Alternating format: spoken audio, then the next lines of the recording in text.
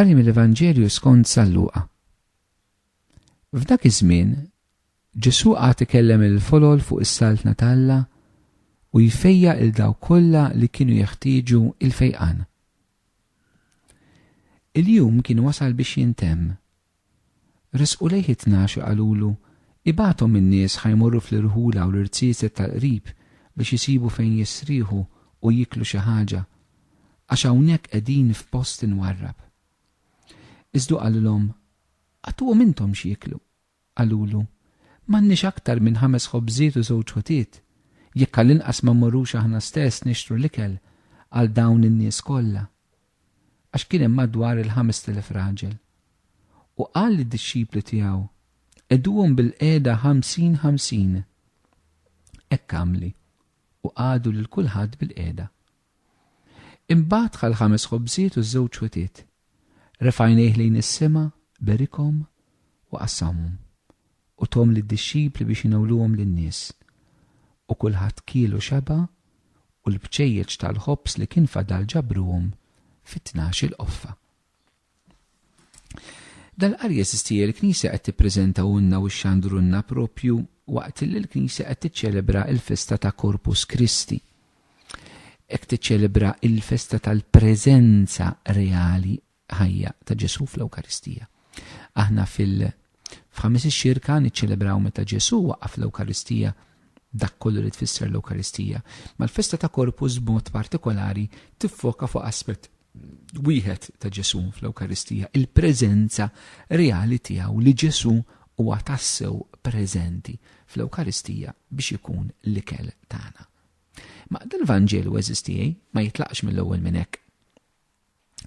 Dan il-Vanġelu jitlaq billi jgħidilna li in-nies marru madwar Ġesu. U Ġesu hemmhekk propju jilqahom biex jiġu jkellimhom u jfejjaq il daw kollha li kellhom bżonn fejqan. Aktar tard il-mulej anka sejjer jitmagħhom. Allura f'Ġesu llum se narawh jagħmel 3 ġesti: jgħallem, ifejjaq u jitma'. U nixtieq li dawn it-3 ġesti li jagħmel Ġesu, dawn it-3 ministeru, il-Ministeru tal-Kelma, il-Ministeru tal-Fejqan u l-Ministeru tal-Ewkaristija, ma nifrduhomx minn xulxin, għaliex Ġesu ma jifridhomx minn xulxin. L-ewwel ħaġa naraw li dan il-Ministeru tal-Kelma, l-Fejqan u l-Ewkaristija Ġesu jeżerċitah ma' nies li kienu qegħdin jiġru warajh. U kienu qegħdin jiġru warajh għax kienu nies morda. Il-fatt li Ġesu fejjaq ħafna morda hawnhekk f'dal-Vanġelu u li lilhom stess jitma' anke bl-Ewkaristija jurina li wara anke it-tagħlim tiegħu u l-kelma tiegħu kienet ixandara il-persuni li huma dgħajfa, vulnerabbli, foqra, morda. Hawnhekk eżisti turina l-ewwel aspett minn dan il-Vanġelu. Ġesu l-kelma tiegħu kienet għan-nies ta' kuljum, għan-nies anke fl-liebes tagħhom, għan-nies fid-diffikultajiet tagħhom u fid-diffikultajiet tagħhom ġrew aktar wara Ġesu, mhux ħarbu minnu. Forsi llum għandna tentazzjoni nagħmlu bil-maqlub li iktar m'għandna bżonn induru lejn Alla inqas induru lejh u naħarbu minnu fil-mart, fis-sofferenza, fid-tbatija, fid-diskwit tagħna. Imma Ġesu jitma' bil-kelma tiegħu propju lil min għaddej minn dawn id-diffikultajiet. Imbagħad Ġesu però mhux biss jgħallem, Ġesu anke jfejjaq. Eżisti. U hawnhekk għandna dan it-tieni ministeru ta' Ġesu illi mal-kelma tiegħu, il-kelma tiegħu Ġesu jseħħibha mal dal-ġest konkret tal-imħabba ħnina tiegħu li huwa l-fejqan. Il-fejqan eżisti li jieħu forum differenti fil-ħajja tagħna. Il-fejqan mill-ġisem fil-mart fiżiku tagħna, il-fejqan fir-ruħ mid-dnub tagħna, il-fejqan fl-emozzjonijiet mill-weġat, mill-passat tagħna. Kemm tant nies eżisti anke llum aħna fi żminijietna. Għandna bżonn nmorru għand Ġesu anke biex ifejjaqna. Xi drabi jeżisti jista' jkun li fl-istorja tal-Knisja badna l-Ministeru tal-Kelma, allura xandir tal-verità tal-predikazzjoni, u għamilnieh fuq pedestal kbir issa l-Knisja qed hemmhekk l-ewwel qabel kollox biex ixxandar il-kelma biex tgħallem il-verità. Imma Ġesu ma qabadx aspett wieħed u għamlu assolut f'dak li kien qed jagħmel. Daqskemm Ġesu priedka, Ġesu fejjaq.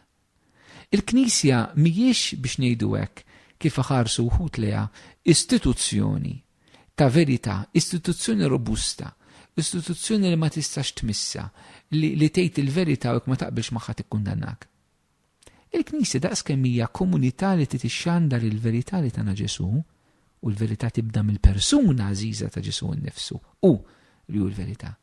Ma Knisja sa tieħu l-missjoni li mhux twassal biss it-tagħlim ta' Ġesu, imma li twassal anke l-fejqan ta' Ġesu. Jekk fil-passat eżistijej bdejna ħafna mit-tagħlim, jista' jkun li fi żminijietna għandna bżonn nenfasizzaw ftit li nibdew mill-fejqan.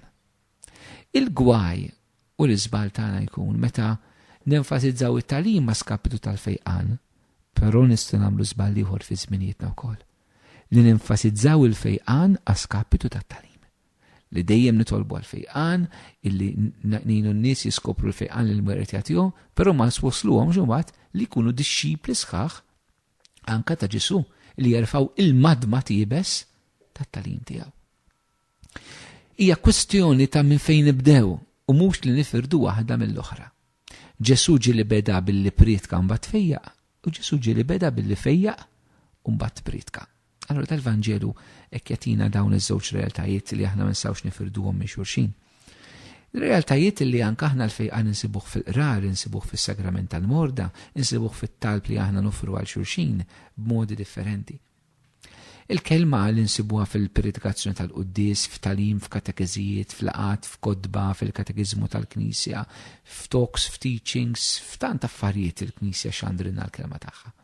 Imbagħad niġu għal dak li għall-qalba tiegħu però wkoll illum illi mal-kelma u mal-fejqan Ġesu jitmagħhom il-ħobs. Kienu f'deżert meta tebagħhom il-ħobs, kienu l-botu Ġesu beża li jekk imorru jixtru huma kien jgħajjew tihom ħasħażin saħansitra.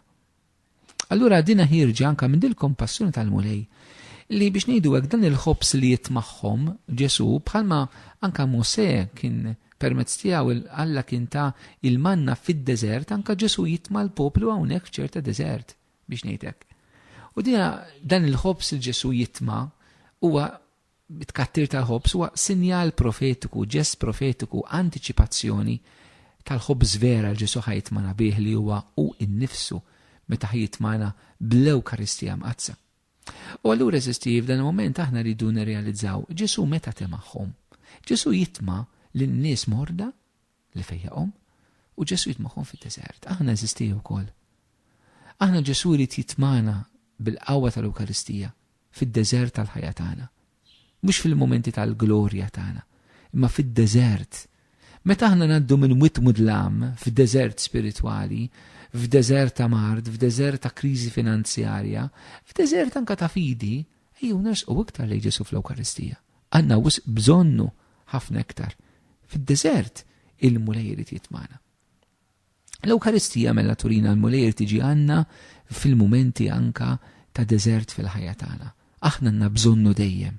Ħajjitna fil-verità dejjem hija deżert. Għax aħna dejjem għandna bżonn l-Alla. Aspetti uħor li uħrot sabiħ mill-Ewkaristija sistija kif l-Ewkaristija hija l-kuntest u l-ambjent li aħna rridu nsiru sensittivi għal xulxin bħala komunità nisranija. Hawnhekk għandna pereżempju il-Ġesu li qed jgħid l-Apostli għatuhom intom x'jieklu. L-Apostli marru għand Ġesu qallu isma' ibathom ħalli jaraw x'jagħmlu huma, Ġesu jgħidhom le ma nibathomx araw intom se tagħmlu.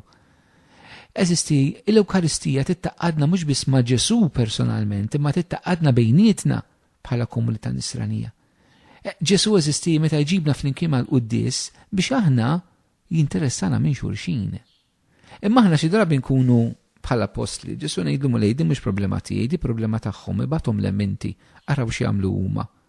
U Ġesu jgħidlek leħi, inti xiplu tiegħi. Il-problema tal-oħrajn hija tiegħek. X'qed jiġri minnhom int għandu jinteressak. Jiena rrid nitmagħhom, però nitmagħhom permezz tiegħek. Huma li farfru fuq Ġesu, Ġesu tifaħħa fuqhom. Ġesu rid jagħmilha magħhom u mhux mingħajrhom. Ġesu rid jitmagħhom magħhom u mhux mingħajrhom. L-Apostli eżisti. Lil dawk in-nies Ġesu temagħhom mal-Apostli permezz tal-Apostli mhux mingħajr l-Apostli. Għalhekk eżisti anke f'kull qudies aħna irridu nħallu l-Qudies l-adorazzjoni Ewkaristika tkun il-mod kif aħna qalbna tinfetaħ mhux biss għal Ġesu u li rtisir il-ħobs tagħna, aħna li niddependu minnu, imma rridu nsibu anka lil Ġesu jiftħilna qalbna u jagħmilna sensittivi għall-oħrajn. Jalla eżisti l-Evanġelju jgħinna biex kol kemm aħna niftuħ qalbna aktar beraħ għal-kelma tal-mulej, infittxu li nitalmu. Niftuħ qalbna beraħ għal-fejqan li l-mulej jrid iġib fina u niltaqgħu ma' Ġesu verament u niftuħ qalbna beraħ għalih għal xulxin fl-Ewkaristija mqazza. Ejjew nieħdu eżistijej id-don imprezzabbli tal-Ewkaristija noħduh bis-serjetà. Ma noħduħx for granted, ma nitqarbnux bla doċ, ma nibqawx il-bot mitqarbin għal xejn. Eżistijej, inkunu verament nifmu, niħtlu f'dak li qegħdin niċċelebraw. Ejjew verament l-ċelebrazzjoni tagħna jkunu sbieħ, ferriħija, li ma jdejqux in-nies ma jħossuhom jipparteċipaw. Ejjew nofru t-talenti tagħna lill-Knisja biex inħadmuhom waqt li niċċelebraw l-Ewkaristija mqazza. Kemm sabiħ eżistijej, meta l-komunità tiċċelebra bis-sensu ta' vera l-Ewkaristija. Kemm sabiħ il-bniedem li jaf jieqaf quddiem Ġesu fl-Ewkaristija u jaraf li għandu bżonnu.